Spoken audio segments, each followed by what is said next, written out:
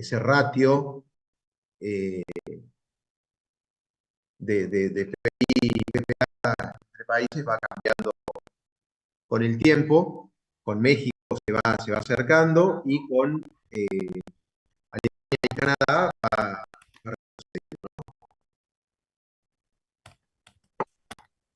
Entonces, en el año 1900, ya lo he escuchado varias veces, es interesante y les cuento si quieren, el Madison, la base de datos de Madison es la que se usa, es una para hacer comparaciones entre países. De hecho, cuando seguramente ustedes habrán visto algún meme, alguna cosa,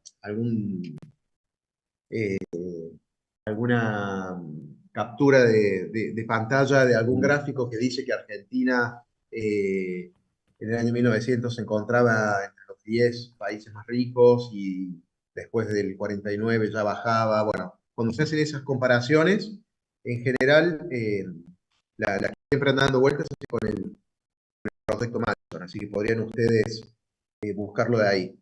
¿Cuál es el problema o la trampita que tiene esa comparación que se hace, eh, que señala que estábamos en el 900 entre los 10 países y que después, bajo algunos sabe, ha trabajado con este o ha leído sobre este tema?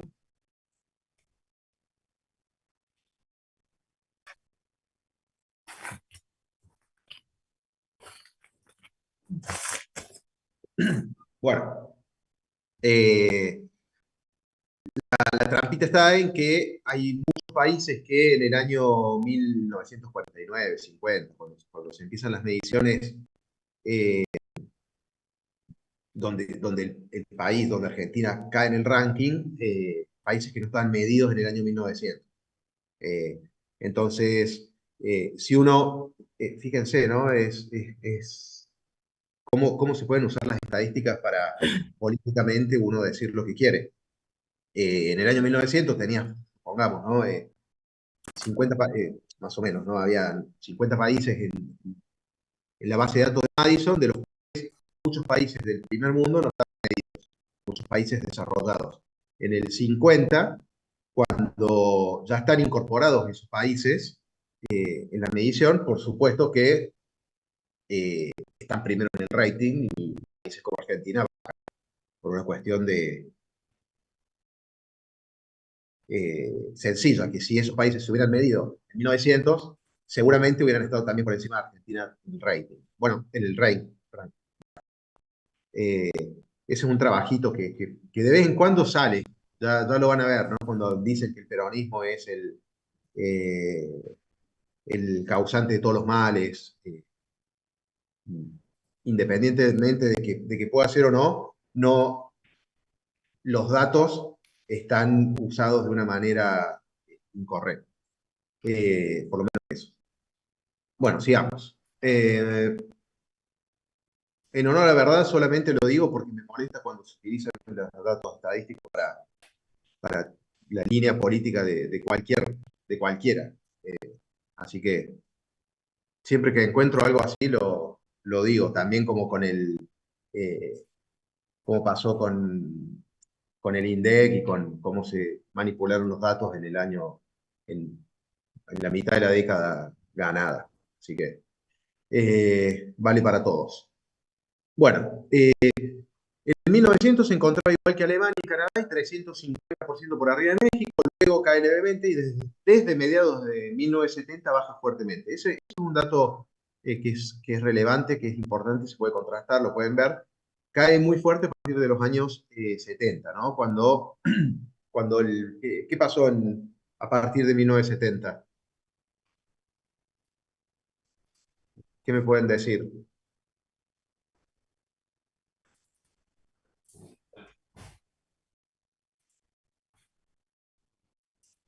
En el mundo está la crisis del petróleo.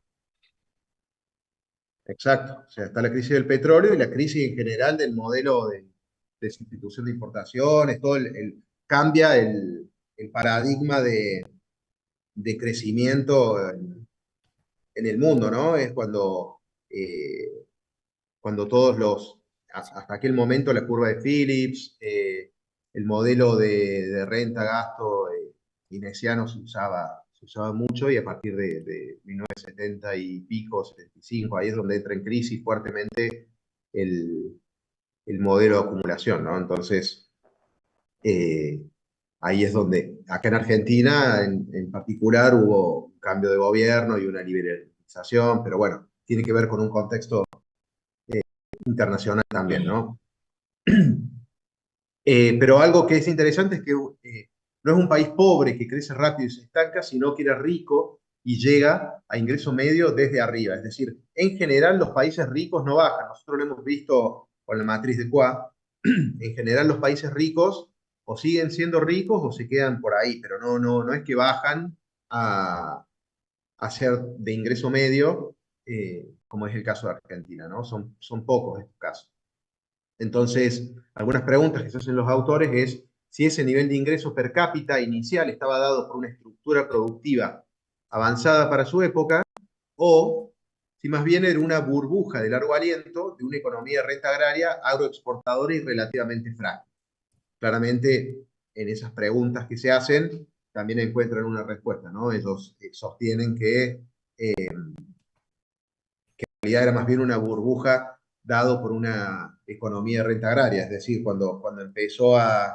eh, cuando se empezó a caminar caminar en el siglo XX, los países que estaban industrializados o que tuvieron una política industrial más profunda pudieron desarrollarse más aceleradamente. Otra cosa que plantean relevante es que la demanda social por mucho tiempo ha estado por encima de la oferta productiva del país, no sé si le suena eso, generando un permanente conflicto distributivo. Es decir, eh, siempre se han generado tensiones debido a la demanda, al aumento de demanda social. El equilibrio económico y el equilibrio social no coinciden, bueno, es una discusión que todavía hoy está, que es interesante, y los que hablan sobre desarrollo económico siempre se lo están preguntando. Hay diferentes posturas, una de corte ortodoxo, donde la resolución sería reducir drásticamente la demanda social de los sectores medios y bajos, y una de corte heterodoxo, la solución se produce por cambios cualitativos y cuantitativos de la estructura productiva para satisfacer la demanda. Fíjense que este paper, que es del año publicado en el año 2018, por lo tanto se escribió un poco antes, plantea una discusión que es totalmente actual y tiene que ver es un poco la discusión de la Argentina de los últimos, por lo menos 70, 80 años, ¿no? Y tiene que ver con, con el equilibrio económico y el equilibrio social, ¿no? Que pueden no coincidir y cómo son las formas para resolverlo. Pero bueno, algunas de las cosas de hechos estilizados que se plantean es la trayectoria de crecimiento del PBI per cápita para Argentina, eh, que tiene una alta volatilidad, periodos de alto y de bajo crecimiento, y el crecimiento promedio del Producto Per cápita fue de 1,9% anual para el periodo 1990-2017. Ellos usan una base alternativa a la del INDEC para medirlo. El proyecto, se me fue el nombre, y también se me fue el nombre del que lo hacía. Había un economista que calculaba el producto, proyecto Hackers, me parece, o algo así,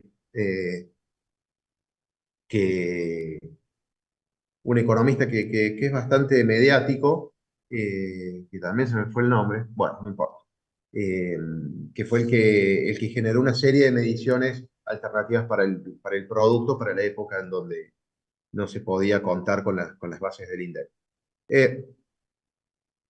No se acuerdan cómo se llamaba. Bueno, no importa. La evolución de la inversión en 1990 a 2016 como porcentaje del producto, fíjense en dónde anda más o menos. Yo les pregunto solamente para hacer una pausa y tomar un ducho. ¿Por dónde anda? Más o menos.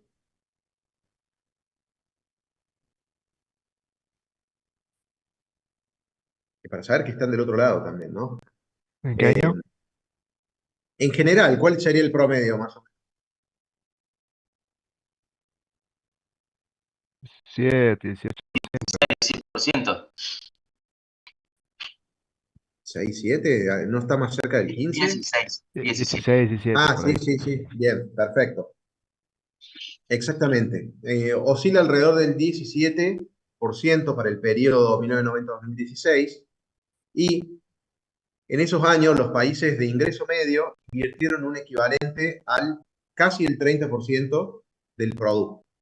Es decir, uno de los problemas estructurales que tiene la Argentina, que todos lo conocemos, pero que vale ponerlo siempre en, sobre la mesa, tiene que ver con la escasa inversión en términos de producto que hay en Argentina. Entonces, los países de ingreso medio en general equivalen, invierten un casi 30% del producto y, eh, bueno, Argentina está en el 17 y si buscamos, si actualizamos esa base de datos para ahora, da peor todavía. Y un punto destacado es que la evolución de la productividad total de los factores, ¿saben lo que es la productividad total de los factores? ¿Lo han visto eso? No, ¿Alguno aquí ha visto de crecimiento?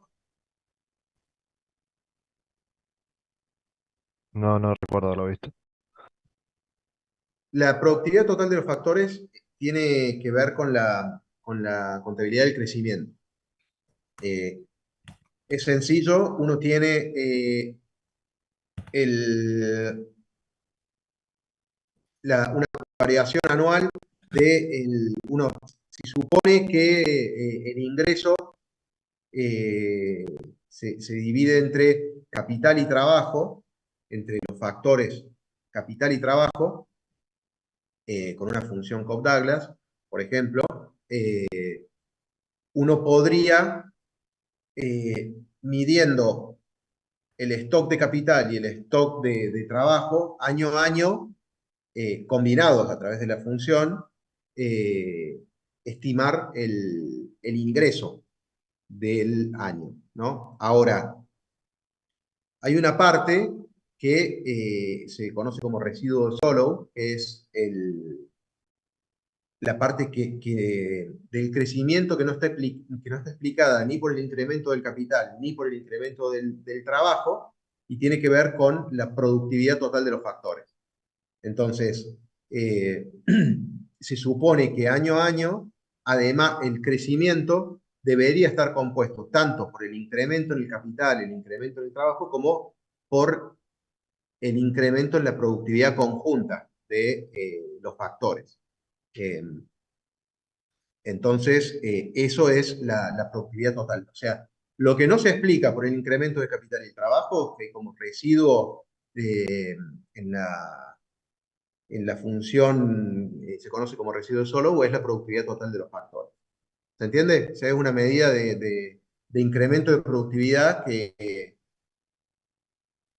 no se puede medir físicamente y es la diferencia entre el crecimiento observado real del ingreso y el crecimiento tanto del trabajo como del capital. Lo que te sobra, que no se puede explicar por incremento de capital o de trabajo, es el incremento en productividad.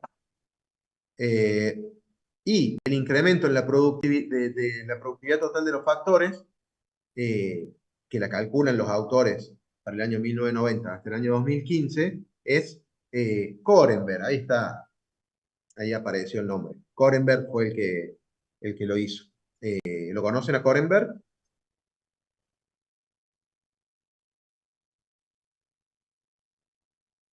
No.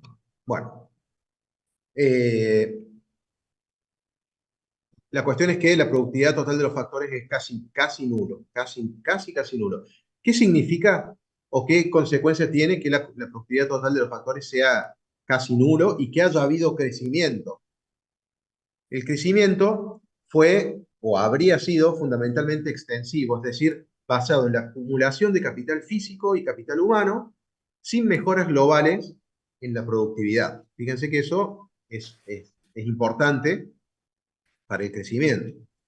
Existieron mejoras en diversos sectores, pero la economía argentina habría experimentado también procesos de deterioro de la productividad que habrían compensado negativamente estas mejoras. Es decir, eh, las crisis recurrentes y las largas recesiones destruyen tramas productivas y saberes acumulados que finalmente no se recuperan.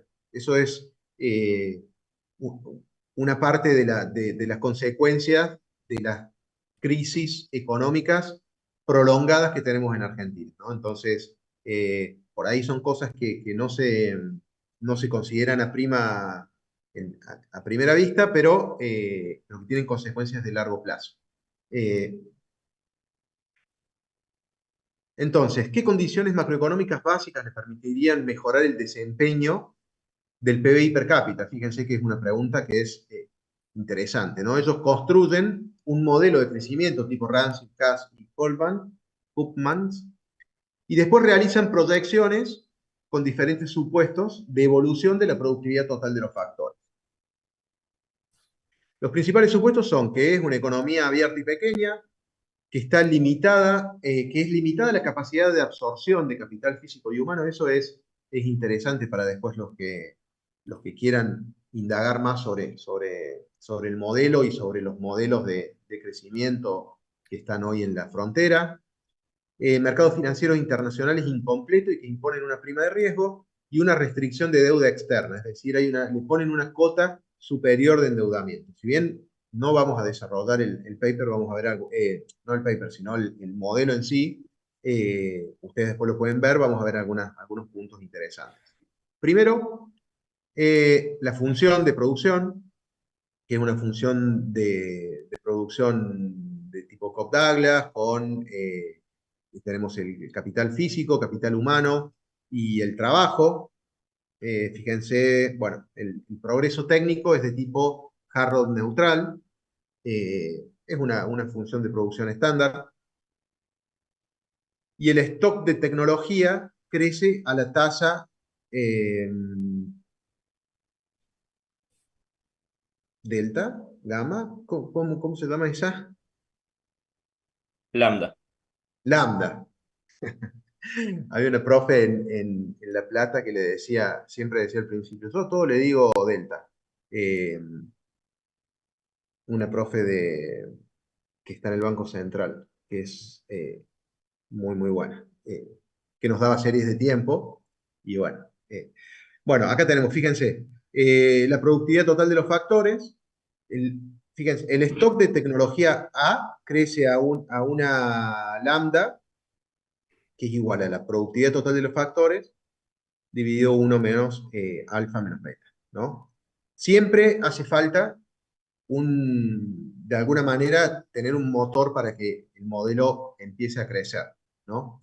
Después tenemos la acumulación de capital físico, donde, o sea, el capital en el periodo T, más 1, es decir, acá en el incremento infinitesimal, está dado por la inversión en capital físico que después se transforma en capital y tiene una limitada capacidad de absorción, ¿no? Después tenemos la acumulación de capital humano, donde también tiene la misma lógica que hay una limitada capacidad de absorción de capital humano que se puede trasladar al periodo siguiente. Después tenemos la evolución eh, de la deuda externa, donde tenemos R, que es la tasa de interés, R por D es el monto del interés, y las exportaciones netas. Es decir, fíjense que se incorpora un problema que es realmente relevante para el país, o sea, para un modelo de crecimiento económico para Argentina, que es la evolución de la deuda, teniendo en cuenta los pagos que se realizan y las exportaciones netas con la capacidad de repago de la deuda, que siempre ha sido uno de los problemas en Argentina. Bueno, esto lo vamos a... y ahí tiene un umbral de máximo de acceso al crédito y una restricción global de recursos, ¿no? Fíjense, todo esto paso para que lo tengan, para que vean cómo se va construyendo un modelo de crecimiento. No, la idea no es que tengan esto, sino que es sobre todo para que lo puedan,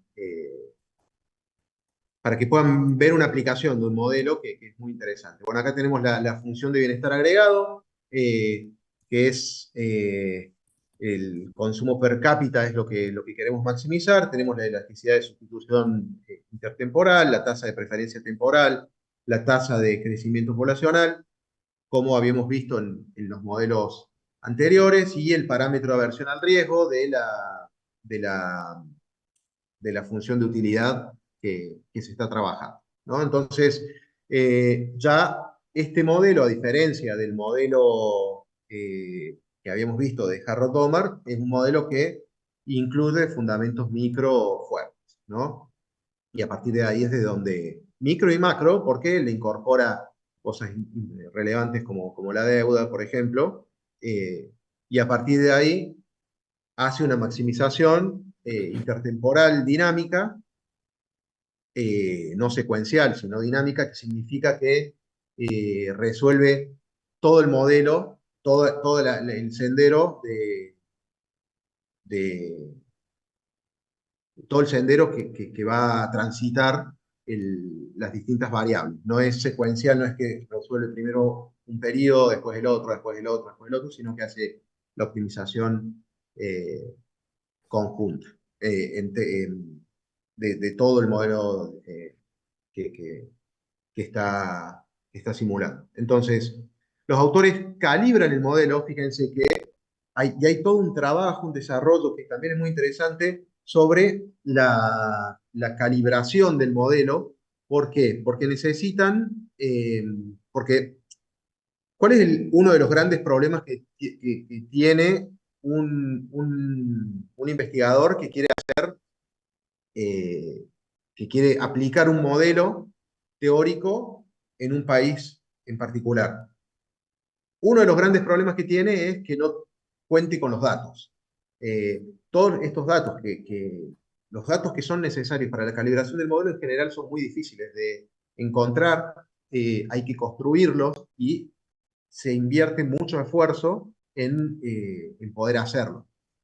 Estos autores han hecho ese esfuerzo, así que si ustedes quieren calibrar algún modelo de crecimiento o necesitan encontrar estos datos, bueno, pueden usar como referencia este modelo, perdón, el trabajo que hacen estos autores, porque además de pasarse varios meses para lograr optimizar, o sea, maximizar, optimizar computacionalmente el modelo, también pasan mucho tiempo generando las series y los parámetros necesarios.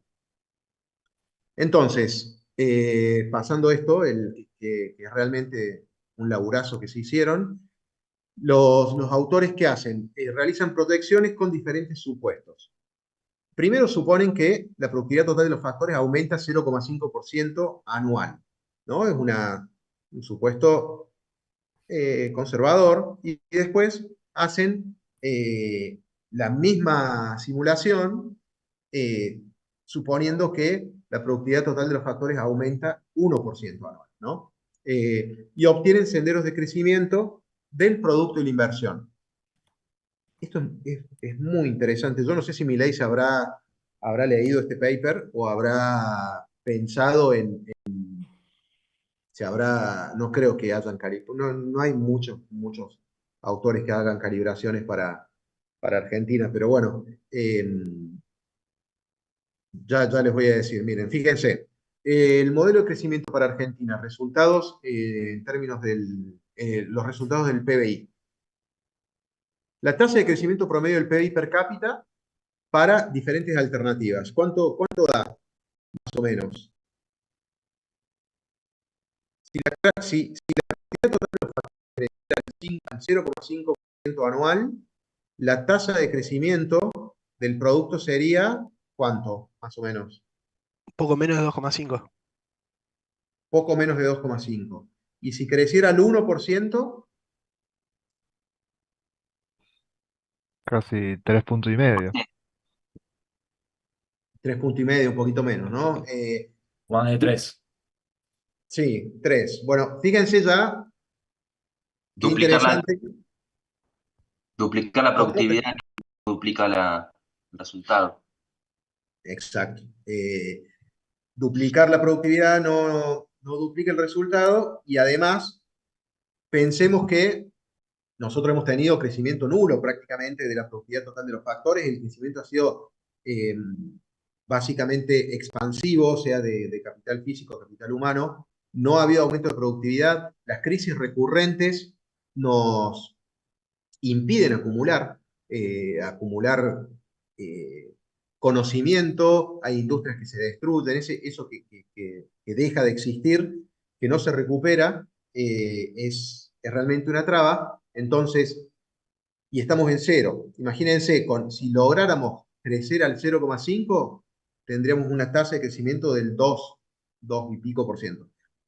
Esto es relevante porque nos indica que inclusive con tasas positivas de crecimiento de productividad total de los factores, es magro.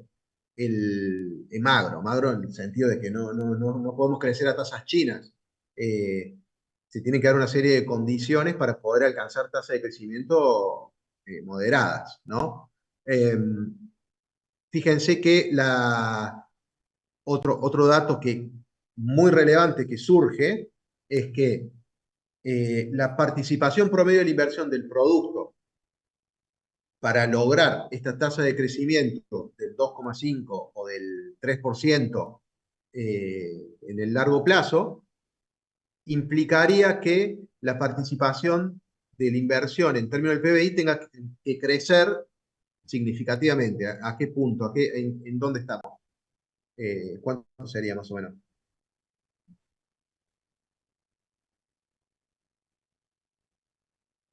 20, casi 27%, ¿no? Entonces, que es aproximadamente o por donde ronda la inversión que un país de ingreso medio realiza todos los años en términos del producto. Fíjense, ¿no? Entonces, para crecer al 2,3%, con una productividad total de los factores del 0,5%, la participación de la inversión debería ser del 27%. Yo no sé hoy cuánto es la participación. Eh, Acaba de sacar el INDEC ahora hace un ratito, eh, el primer semestre del 2024. Habría que hacer los números para ver cómo anda en el primer semestre. Debe ser bajo. Pero bueno, anda rondando entre el 15 y el 20%. O sea que deberíamos impulsar la inversión, debería haber un cambio de direccionamiento del ahorro, ¿no? Más ahorro y más inversión, sin la filtración que se produce por el caso argentino.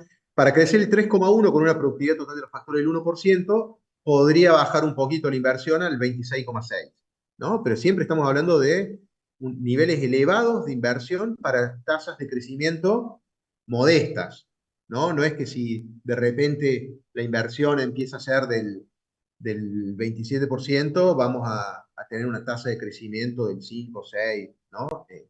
Eso es realmente importante. Si la productividad total global se incrementa, la economía puede crecer más rápidamente y con un esfuerzo de inversión menor. Es decir, si la productividad global se incrementa, la productividad total de los factores se incrementa, la economía puede crecer más rápido y con un esfuerzo de inversión menor, no mucho, pero es relevante porque genera saltos positivos en la tasa de crecimiento.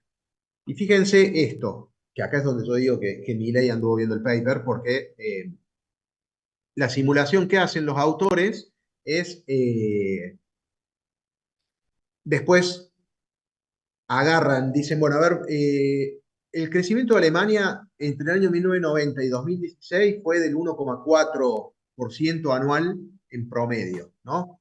Entonces, hacen una proyección, una simulación de la tasa de crecimiento, tomando la tasa de crecimiento de Alemania de 1,4%, y la tasa de crecimiento simulada, dadas las condiciones que ellos requieren, ¿no? Que ellos establecen. ¿Y qué encuentran? En- ¿Se ve ese gráfico? Lo que tenemos acá abajo en el eje de las X son los años.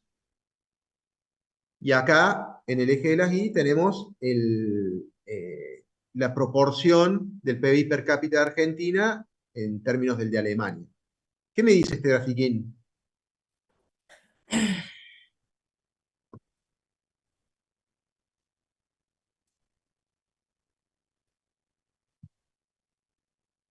Es una simulación que parte del año 0 y llega hasta el año 108.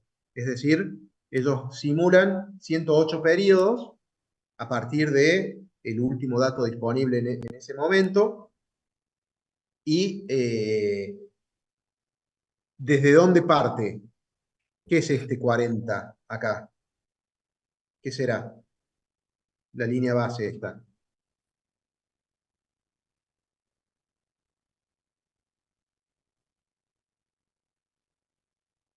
¿Están todavía?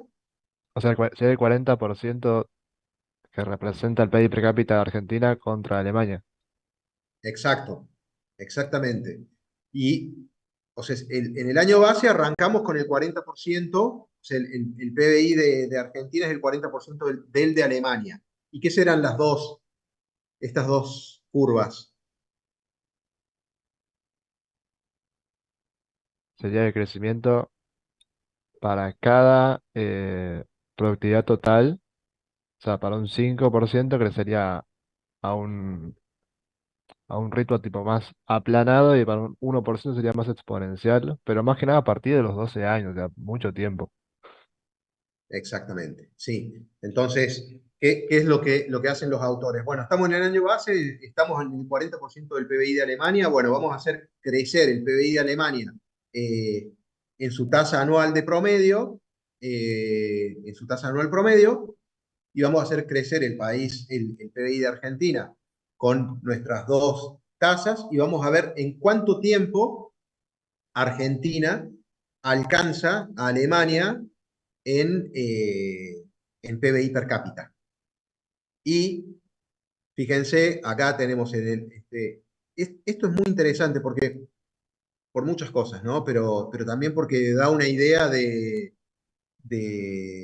temporalidad y es algo que es fácil bueno, no sé si es tan fácil de explicar para el común, pero fíjense, ¿cuánto demoramos en alcanzar a Alemania si creciéramos a una productividad total de los factores del 1%?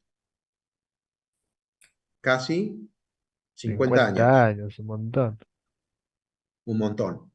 Y si fuera la productividad total de 0,5, 108 años, ¿no? Es un montón de tiempo. Y acá lo hace con Canadá.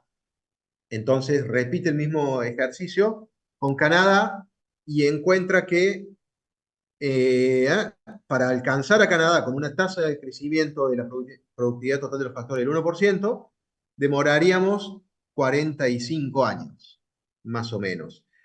No sé si ustedes recuerdan, o si no lo pueden googlear, pero el presidente, eh, lo que pasa es que con muy poco timing, por eso digo que hay veces que no se entiende, que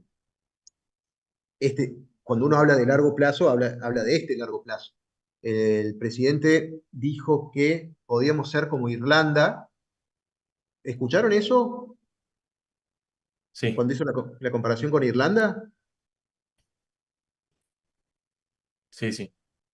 Bueno, tranquilamente, uno qué podría hacer, tomando los datos de crecimiento que estiman estos autores, lo replicás para Irlanda, tomando la tasa anual promedio de Irlanda, por ejemplo, y ver en cuánto tiempo vos podés llegar a alcanzar el PBI per cápita de Irlanda, ¿no? Y él hablaba de 35 años, 40, no me acuerdo, de Estados Unidos también decía, es decir, cuando uno habla de crecimiento económico, que por eso digo, por ahí es difícil de explicarle a alguien.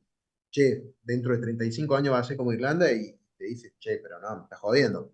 Pero bueno, no hay magia en esto, ¿no? Y fíjense que para poder llegar a alcanzar a Canadá, se tienen que dar una serie de condiciones no menores, porque si no, ni siquiera vamos a llegar a alcanzarlo en casi 50 años, ¿no? Entonces, entendiendo que hay un problema central en la innovación, es decir, en la productividad total de los factores, los autores avanzan un poquito más en el paper, por eso también está bueno, porque tiene eh, una prospección sobre y un análisis de, bueno, no nos quedamos únicamente en hacer esta simulación, sino que también vamos a conversar un poquito sobre el resto, ¿no? La estructura productiva o sea, hablan sobre la innovación, o sea, si uno quiere lograr este 0,5%, 1% de incremento de la productividad total de los factores, tiene que hablar de innovación. Cuando uno se mete con la innovación, está saliéndose de la parte dura de los modelos macro computacionales, pero son súper relevantes para poder alcanzar estos objetivos. Entonces, hablan de la estructura productiva, de la infraestructura productiva, del sistema financiero, es decir, tres condicionantes para que haya innovación en la producción que permita aumentar la productividad total de los factores. Y muestran este gráfico que también se puede actualizar, porque que tiene que ver con el gasto en investigación y desarrollo. Nelle cose scaramanti che la gente che porta sfiga eccetera ovviamente, però vi giuro ieri praticamente prima di partire io ho incontrato una ragazza che anche lei sarebbe partita e che era stata a Buenos Aires e non era stata qui alla Plata dove sto io e lei aveva detto è bruttissimo così e mi ha fatto strano perché molte persone diciamo mi hanno Italiano stiamo hablando. però lo hanno fatto diciamo argomentando invece lei è Ciao, chi parla?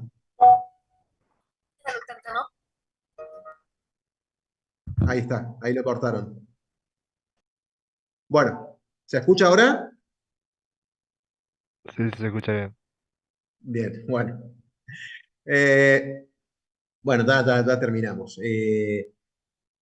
Nada, fíjense que esto también es una discusión actual, era una discusión actual en ese momento y una discusión actual ahora, que tiene que ver con el gasto en investigación y desarrollo de los países, ¿no? Estamos en el puesto 76 de 127 países y Argentina es el que menos invierte, o en realidad no es el que menos invierte, sino que invierte muy poco en investigación y desarrollo en términos del producto. Y comparado con países como España, Italia, Alemania y Japón, que invierten mucho, mucho más. Pero además hay un punto que es relevante, que es, a ver, uy, no está, ¿dónde está? No lo puse. Bueno, que es no me lo voy a haber cargado bueno, ya está, no importa. Lo pueden ver en el paper, que es que el porcentaje.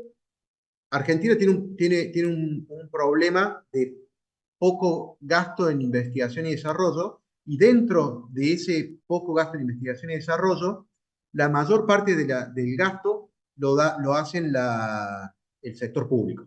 Entonces, las empresas privadas, el sector privado, invierte muy poco dentro de ese muy poco que invierte Argentina en general. Entonces, ahí hay desafíos importantes que tienen que ver con aumentar el gasto en investigación y desarrollo y fomentar que el sector privado pueda aumentar significativamente la inversión en este ítem, ¿no? Que son desafíos todos de largo plazo. Fíjense que si nos vamos a la Argentina de hoy, es una discusión inviable prácticamente, ¿no? Estamos pensando si el CONICET está bien, si está mal, si el Rey León, si se cierra, si no se cierra.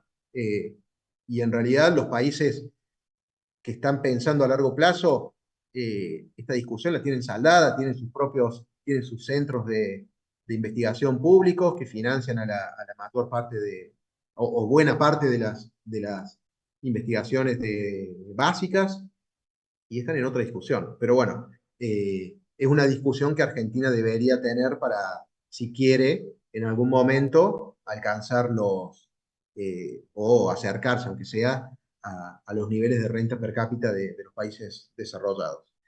Así que bueno, eso es, y aquí terminamos con este paper.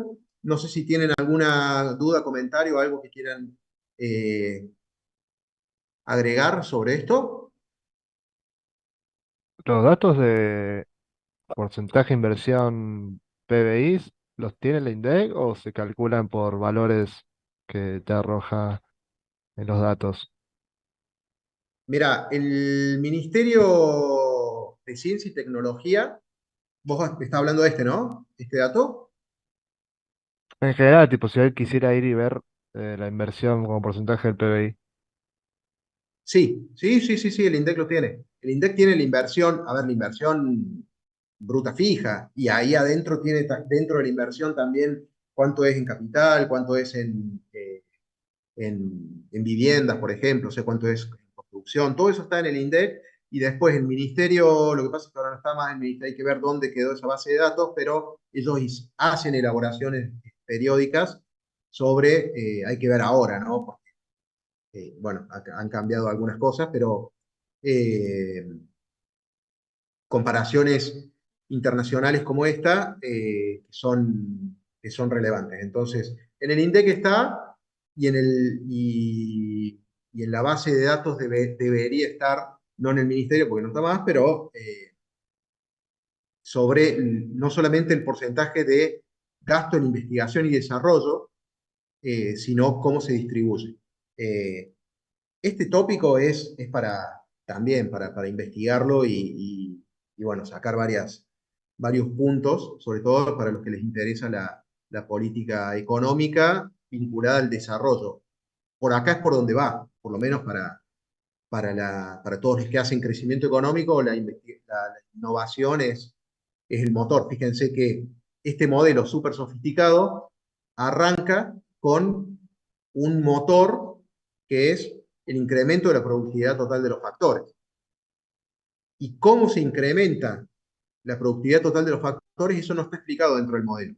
Que eso también se lo dejo así como un tip. En general, estos modelos empiezan a crecer, o sea, el arranque se da a veces a través de un supuesto exógeno, ¿no? Con el modelo de Solow, por ejemplo, el progreso técnico es una variable exógena que se le pone un valor y eso es lo que hace que vaya creciendo en el tiempo el PBI per cápita. En este caso, la productividad total de los factores tiene un valor exógeno. ¿Cómo crece la productividad total de los factores? Y porque los autores suponen que crece al 0,5, ¿no? Esto no invalida, por supuesto, ¿no? Uno tiene que hacer supuestos para poder hacer que funcionen los modelos, pero ¿cómo hacer para que ese 0,5 se dé efectivamente? Bueno, eso no está dentro del modelo, eso está por fuera.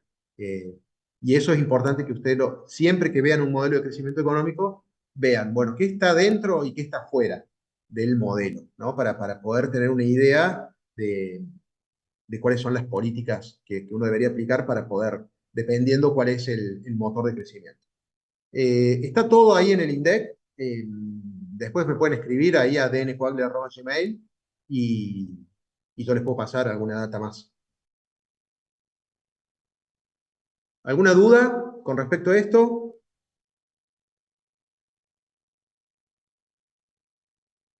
¿No?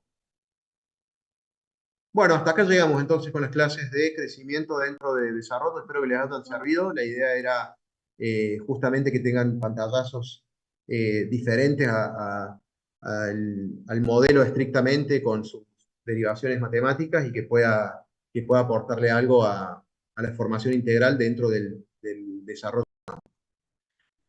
Profe, ¿las Eh, slides ya están cargadas o no? ¿Cómo? Ahora los cargo. Corto y los cargo.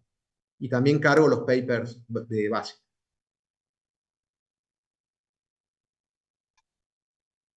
Perfecto, profe, muchas gracias. Bueno, Bueno, muchas gracias. gracias. Hasta luego. Gracias, profe.